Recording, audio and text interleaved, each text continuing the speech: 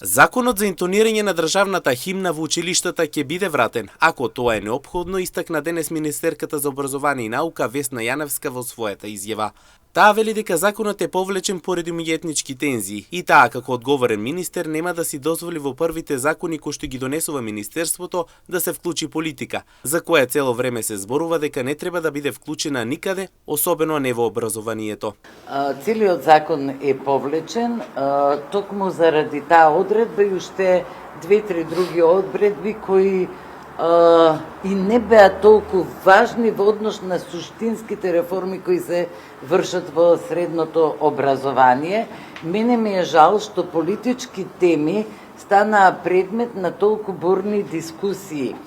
Јас како одговорен министер за образование и оваа влада како одговорна влада не може да си дозволи во првите закони кои ги носиме за образование да се вклучи политиката за која цело време велевме дека не треба да биде вклучена никаде, а особено не во образованието.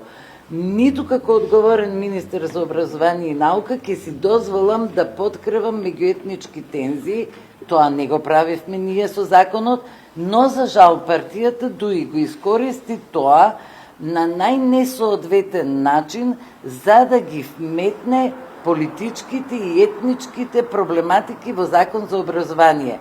Нема да дозволам такво нешто да се случува, затоа законот е повлечен. Во наредниот период ќе се дискутира на оваа тема, вели Јаневска, и додава дека доколку не се најде заеднички јазик, законот ќе биде вратен и без таа одредба, ако тоа е неопходно.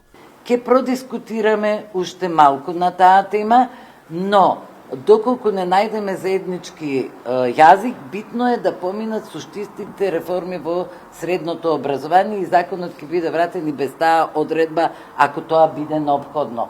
Но сепак треба да поразговараме уште малку. Во согласно со ситуацијата, во изминатиот период речиси сите училишта ја интонираа во еден глас химната, која секој понеделник беше вметната во програмата пред почетокот на самата настава.